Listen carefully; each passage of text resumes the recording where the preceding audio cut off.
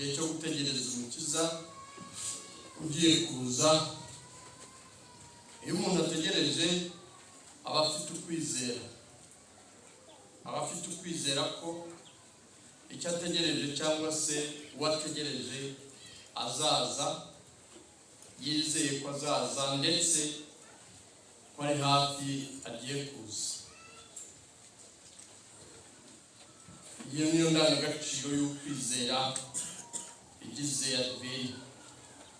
Ukwizera kandi no gutegereza umukiza, tuba dufite ukwizera mu cyo atuzanira bishingiye ku rukundo tuzi ko adukunda, ko adashobora kudutererana cyangwa ko adashobora kudasohoza isezerano yatugiriye. Kubera urukundo tuzi adukunda, twemera twizeye, bituma urwo rukundo rukaba ishingiro ry'ukwizera guhamye yuko azasohoza isezerano rye, ko umukiza azaza agiye kuza akituzanira umukiza. Adventi ikagizwe cyangwa yubakiye ku ndangagaciro y'urukundo, urukundo rw'Imana dukunda kandi urukundo dutoza natwe kwikunda no gukunda bagenzi bacu. Urukundo ni narwo rubyara rero ibyishimo. Bya byishimo bya Adventi ni imbuto y'urukundo dukunda Imana kandi tuzi ko Imana dukunda, bigatuma bidutera ibyishimo kuba dutegereje umukiza dukunda utuzaniye umucyo. Ibyishimo ni imbuto y'urukundo, ndetse uko abantu baba bafitanye urukundo rukomeye, ni nako ibyishimo baba bafite bitegereje mugenzi wawe, umuvandimwe, umubyeyi uzagusura, inshuti ikomeye magara. Ibyishimo byo kumutegereza yenda kuza, gutegura kuzamwakira. Ibyo byishimo ni bingana uko birutana, bingana n'urukundo rufitanye. Iyo mufitanye urukundo rukomeye rutera ibyishimo bikomeye. Yaba urukundo n'ubucuti buciriritse, niyo bya byishimo biba biciriritse. Urukundo rero ni imbuto, ibyishimo ni imbuto y'urukundo. Urukundo kandi rutuma abantu babana kivandimwe, bakagira amahoro.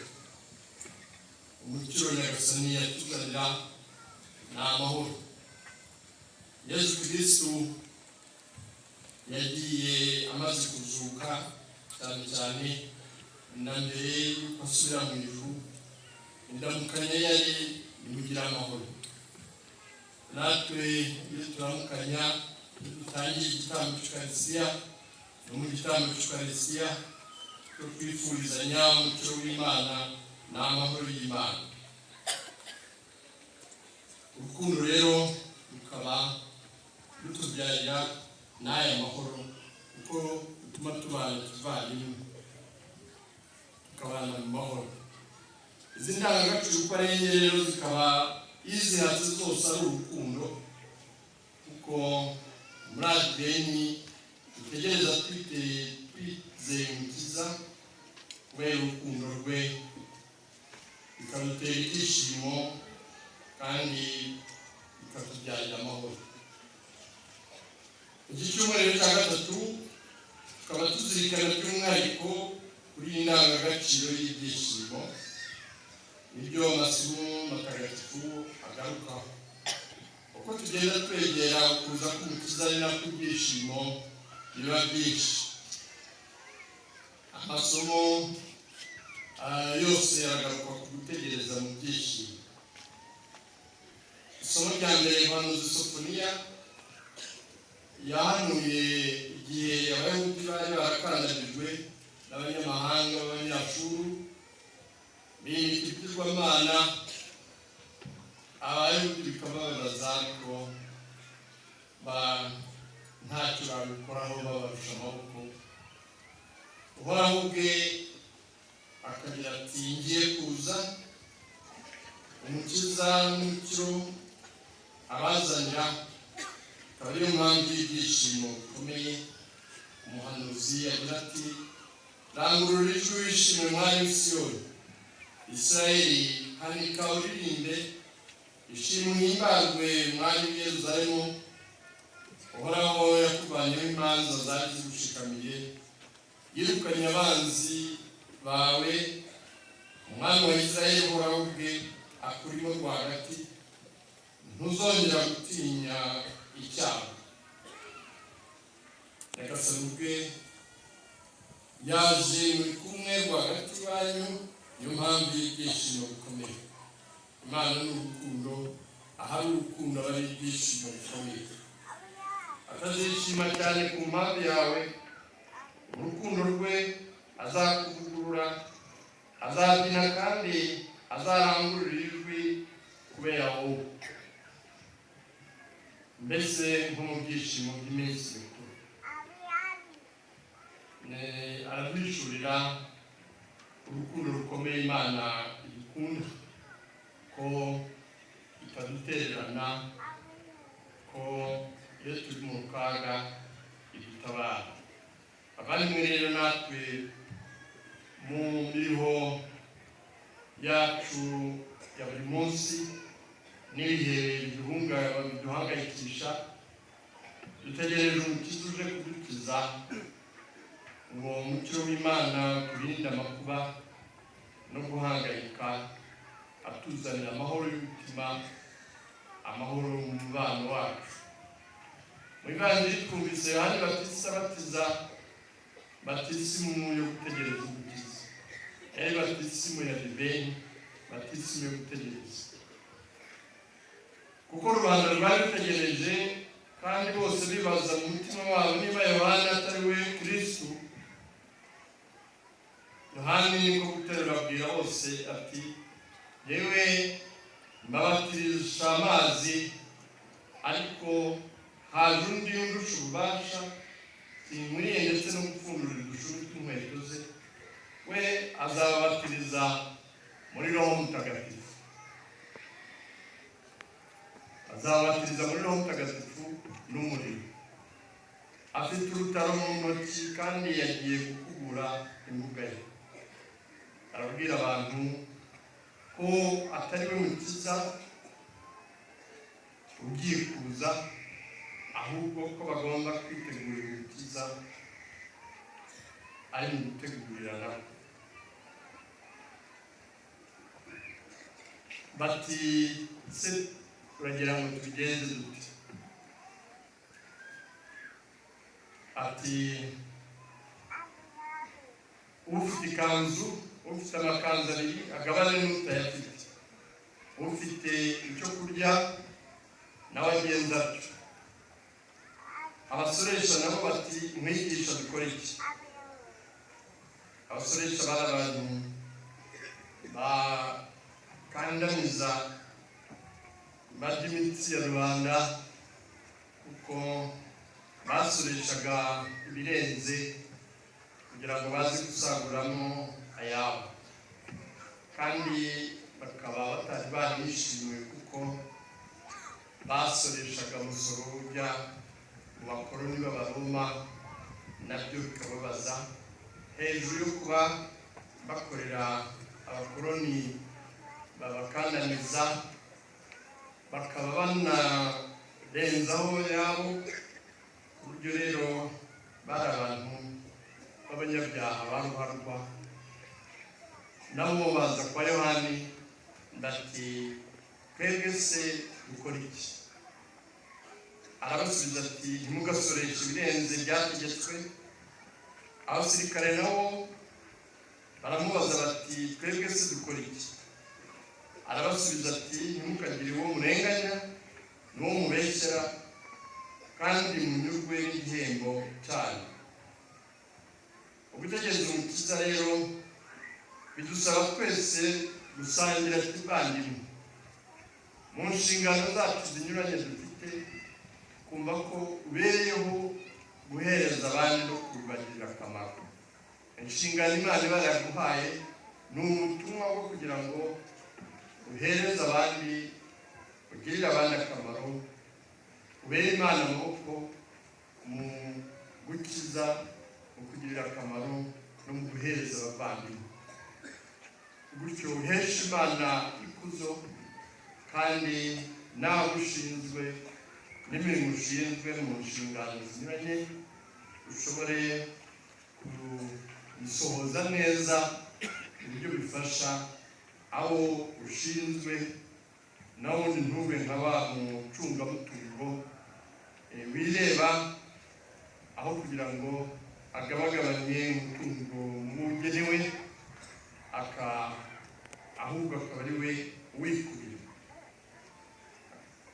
Bidusaba rero gusangira kivandimwe n'Imana yaduhaye mu nshingano zacu, tutifuza ngo umuntu akandamize abandi cyangwa abahutaze, ababuze amahoro, haba mu ngo zacu, ku amahoro aganze mu mubano w'abashakanye, ababyeyi n'abana, amahoro n'umubano mwiza mu baturanyi no mu dukorana, kugira ngo Umukiza azasange tubana kivandimwe mu mahoro n'urukundo.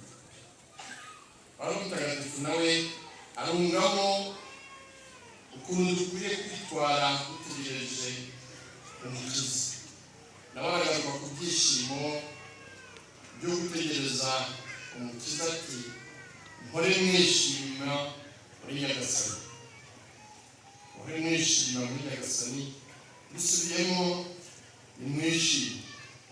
Iyo umuntu amenye urukundo rw'Imana uko yaba ari kose, nubwo yaba ari mu bibazo, yazirikanye urukundo Imana imukunda kandi ishobora byose, bituma agira ibyishimo bishingiye ku kwizera Imana imutabara kandi imurengera. Ati, ubugwaneza bwanyu nimumenyekane ku bantu bose. Akurikizaho amatwara akwiye kuranga igihe cyo gutegereza Umukiza, amatwara adufasha kutibutsa bya byishimo byo gutegereza Umukiza. Ati, umenyeshe Imana icyo mukeneye, ntimugire umutima uhagaze, ugire ukwizera, ahubwo mwiyambaze Imana muyitura amasengesho yanyu, yishimira ibyiza bimaze kubagezaho, mu gushimira iby'Imana idukorera biduha n'ukwizera yuko n'ibindi byose izabitugezaho. Gutyo rero amahoro y'Imana aganze iwanyu, amahoro arenze icyitwa ubwenge cyose, ahari mu mitima no mu bitekerezo byanyu muri Kristo Yesu. Ubundi hasigaye bavandimwe icyitwa ukuri cyose, kimwe n'igikwiye kubahwa, igitunganye, kitagira inenge, gikwiye gukundwa no kuratwa, aba ari cyo mwibandaho. Ingeso nziza aba arizo mwimika mu mubano wanyu. N'aya matwara rero y'umuntu ufite ukwizera utegereje, n'aya matwara ya Adventi. Bavandimwe, nyuma y'imyaka 60 Paruwase ya Masaka yagizwe Mutagatifu Petero na Paulo ishinzwe, nyuma y'imyaka 60 umuryango w'abemera uvutse, turashimira Imana tuyisingiza ubwishimo kubera ingabire nyinshi yahaye uyu muryango, n'imbuto nyinshi zeze muri uyu muryango w'abemera. Murusheho rero gushinga imizi mu kwemera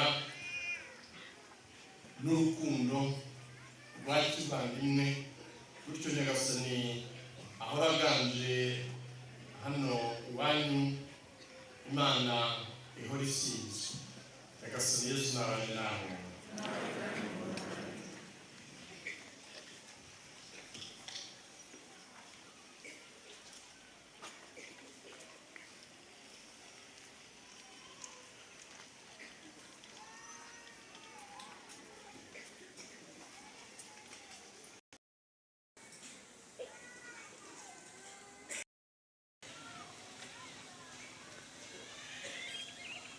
Rero muri iki gitambo cy'ukarisitiya cyo gushimira Imana imyaka 60 imbuto zeze kuri uyu muryango, kuri uyu munsi hari n'imbuto ya batisimu igiye gutangwa muri iki gitambo cy'ukarisitiya ndetse no gukomezwa kugira ngo rero ababatizwa bazi imbere dutangire umuhango wa batisimu.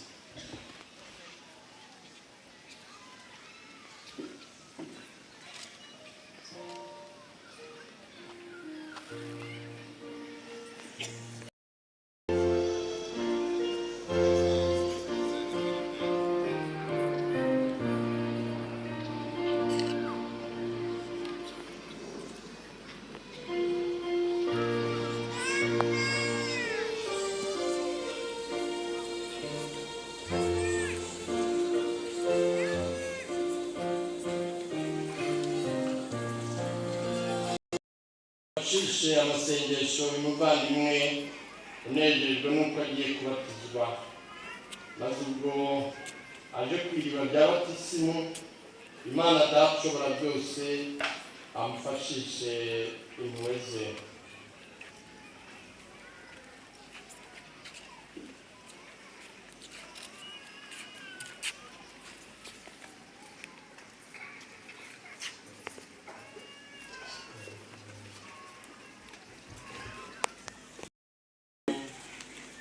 Sabire kwiyambaza abatagatifu batubanjirije muri ubuzima batuvuganiye imbere y'Imana.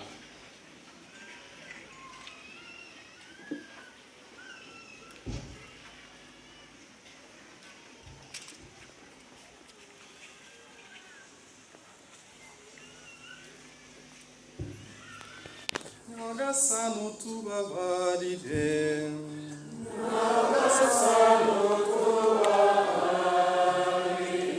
Kristo utubabarire,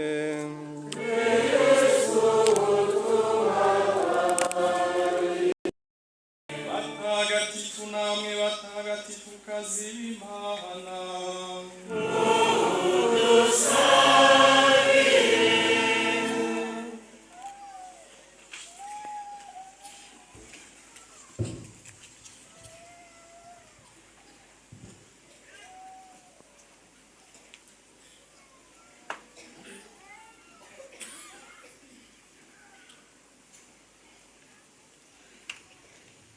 turakwinginze Nyagasani Imana yacu, gira umwana wawe maze ubasha bwa Roho Mutagatifu muri aya mazi ya batisimu, kugira ngo ababatijwe bagahambanwa na Kristo bazazukire kubaho hamwe nawe ubugingo bw'iteka ku bwa Kristo umwami wacu.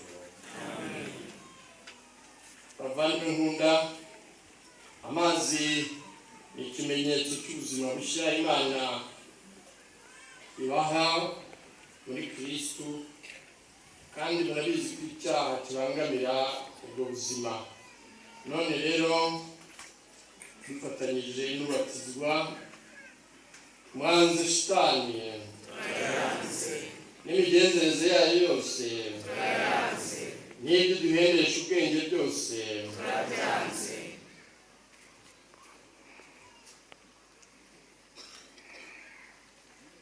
mwemera Imana Data byose waremye ijuru n'isi, mwemera na Yesu Kristo umwana w'ikinege umwami wacu Mariya akababara agapfa agahambwa akazuka mu bapfuye none akaba yicaye iburyo bw'Imana se muramwemera? Mwemera na Roho Mutagatifu na Kiliziya Gatolika ntagatifu urusange rw'abatagatifu nuko abanyabyaha babikizwa n'izuka ry'imibiri yacu n'ubugingo buzahoraho iteka murabyemera? Ni muri uku kwemera rero uyu muvandimwe Jean Pierre agiye kubatizwa.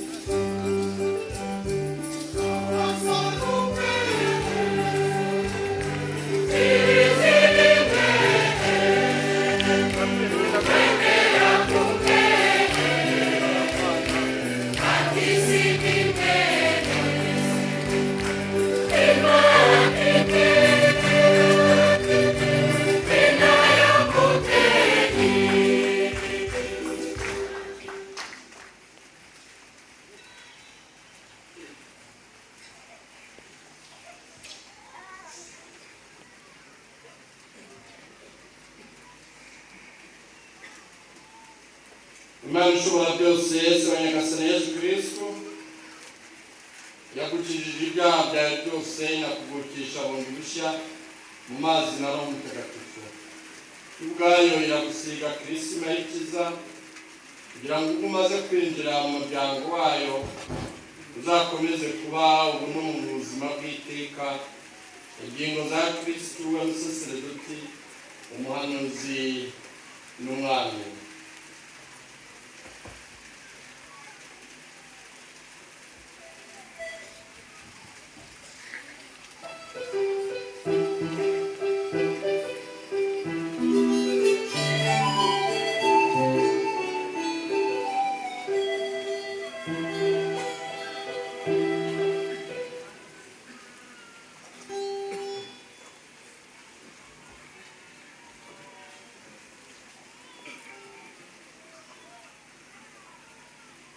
Wagizwe ikiremwa gishya wambaye Kristo wakire umwambaro wera de uzawugerane utanduye imbere y'umucamanza umwami wacu Yesu Kristo kugira ngo uzagire ubugingo bw'iteka.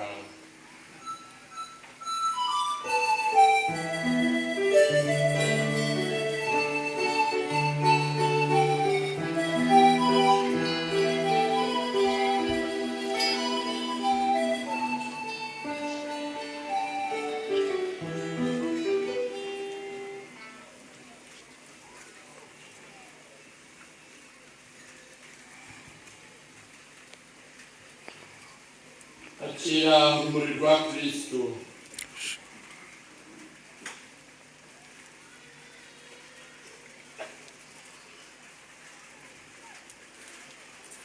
Mubyeyi wabatisimu mushyikirize urumuri rwa Kristo wahinduwe urumuri rwa Kristo ujye ugenza nk'umwana w'urumuri kugira ngo ukomeze ukwemera kwawe maze uzabone gusanganira Nyagasani hamwe n'abatagatifu bose igihe azazira kujyana mu ngoro y'ikuzo rye. Ubuvandimwe rero icyo umwakirize amashyi y'impundu mu muryango w'abakristo.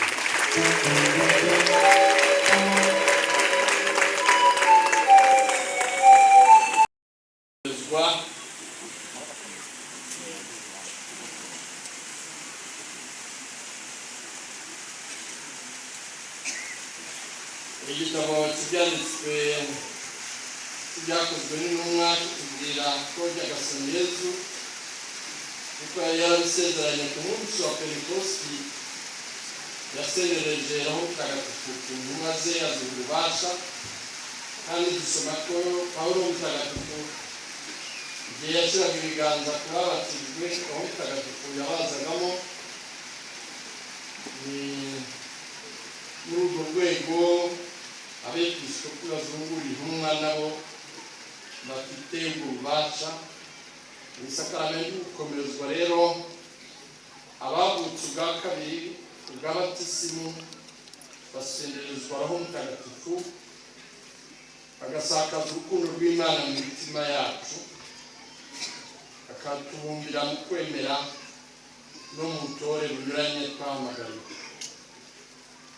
None rero bavandimwe, mwiteguye gukomezwa Roho Mutagatifu mugiye guhabwa arababera ingabire ishyira mu mitima yanyu kashe, utuma murushaho gusa na Kristo no kuba ingingo za Kiliziya ye. Muri shushanya na Kristo ubwo yasigwaga na Roho Mutagatifu muri batisimu yahawe na Yohana, akaza ajya kwamamaza inkuru nziza.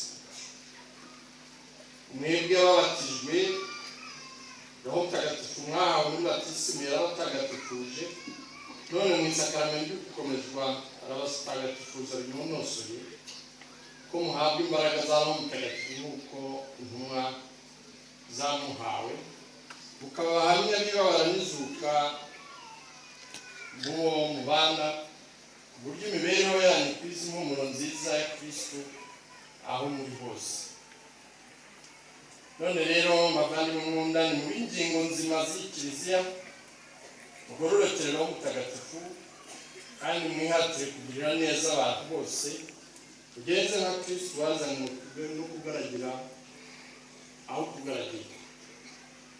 Ngaho rero mbere yo guhabwa Roho Mutagatifu nimwibutse kwemera kwa Kiliziya mwamamaje cyangwa ababyeyi banyu bamamaje umunsi w'ubatizo. Mwanze shitani n'imihango yayo yose n'ibidushukisha byose barabyanze. Turabyanze. Mwemera Imana Data wa byose, mwenye ijuru n'isi. Turamwemera. Mwemera Yesu Kristo umwana w'ikinege uhoraho wabyawe na Bikira Mariya, akababara agahanga akazuka mu bapfuye, none akaba yicaye iburyo bwa Se. Muramwemera. Turamwemera. Mwemera na Roho Mutagatifu mugiye guhabwa uyu munsi mu isakaramentu gukomezwa ku buryo bwihariye nk'uko intumwa zamuhawe ku munsi wa Pentekosti. Muramwemera. Turamwemera. Mwemera na Kiliziya Gatolika ntagatifu, urusange rw'abatagatifu, ikizwa ry'ibyaha, izuka ry'abapfuye n'ubuzima buzahoraho iteka. Murabyemera. Turabyemera.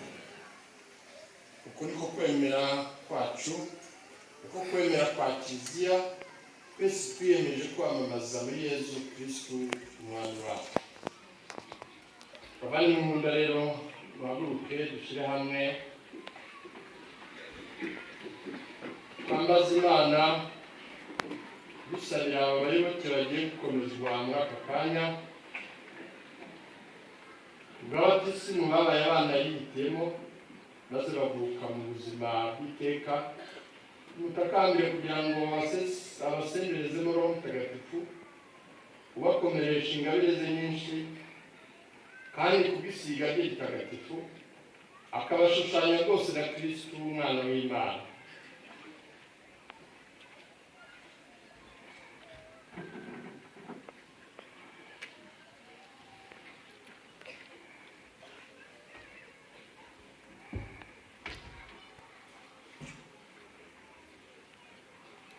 Mana ushobora byose, si umwana wacu Yesu Kristo wabyaye bundi bushya abayoboke bawe, ubw'amazi na Roho Mutagatifu urakiza icyaha. None rero Nyagasani, basakaze mu mpuza Roho Mutagatifu, waherewe ubuhanga n'ubwenge, Roho ubujyanama n'ubutwari, Roho ubumenyi n'ubusabane ku Mana, asendereze mu Roho w'icyubahiro n'urukundo ubwa Kristo umwami wacu.